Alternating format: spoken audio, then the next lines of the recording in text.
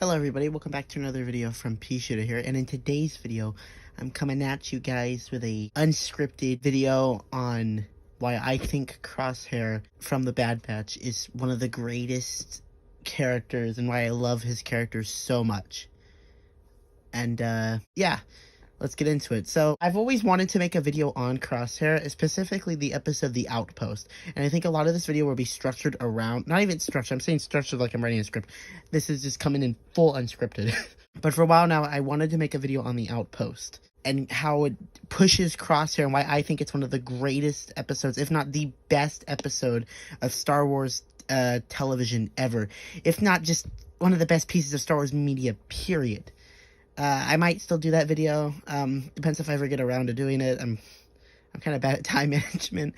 But since the show ended, since we now know how everything comes around, I just kind of want to talk about it a little bit, just to kind of get this out of my system. So what I think makes Crosshair such a good character is the fact that he's, in a lot of ways, a tragic character. I think a lot of people misread Crosshair in Season 1.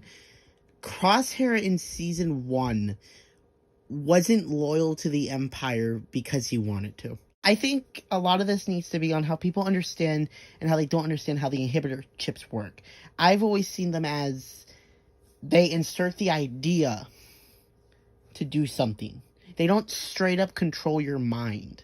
Like if we go back to the conspiracy arc from Season 6 of the Clone Wars, Tup wasn't acting like he was mind-controlled. Someone who was acting mind-controlled wouldn't be freaking out like he was. Good soldiers follow orders.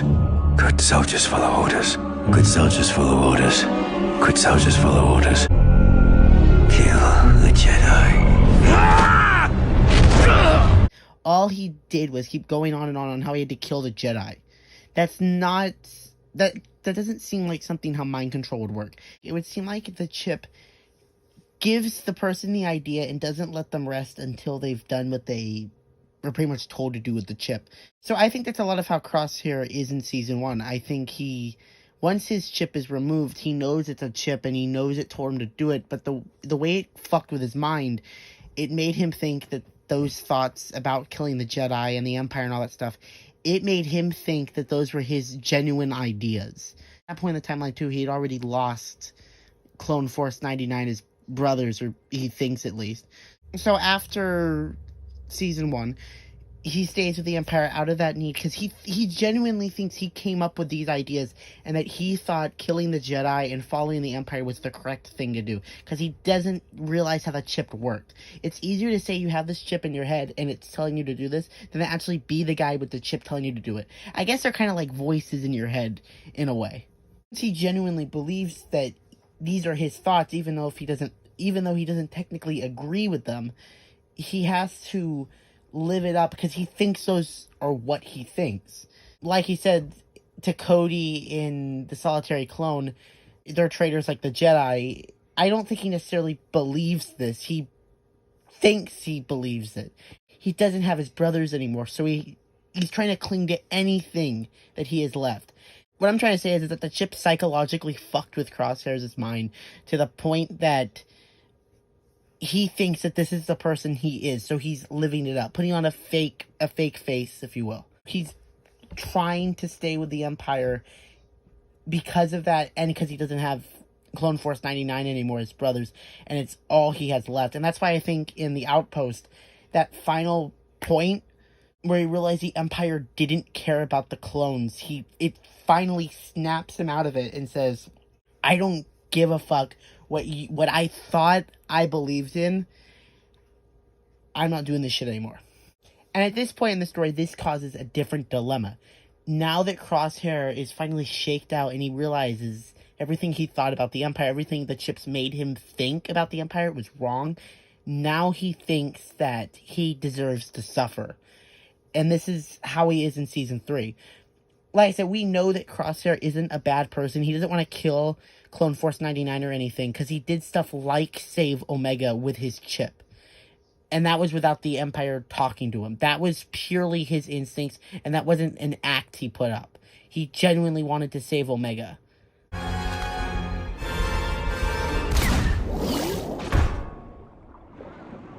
part of it too in season 3 is he wants Omega to escape Tantus without him. One, because it'd be easier to do and it's less of a risk.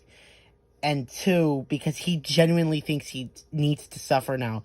Because, like I said, he still thinks he believed those things that the Empire told him to. And maybe part of him did believe it.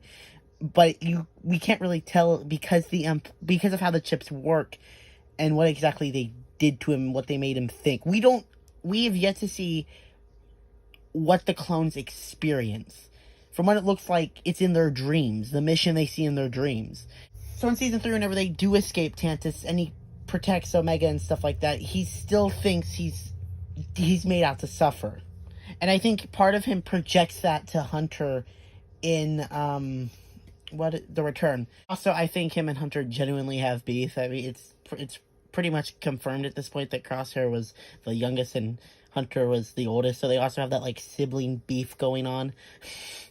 But it's also, too, I think he's projecting that just he deserves to suffer onto Hunter because it's just kind of the person he is.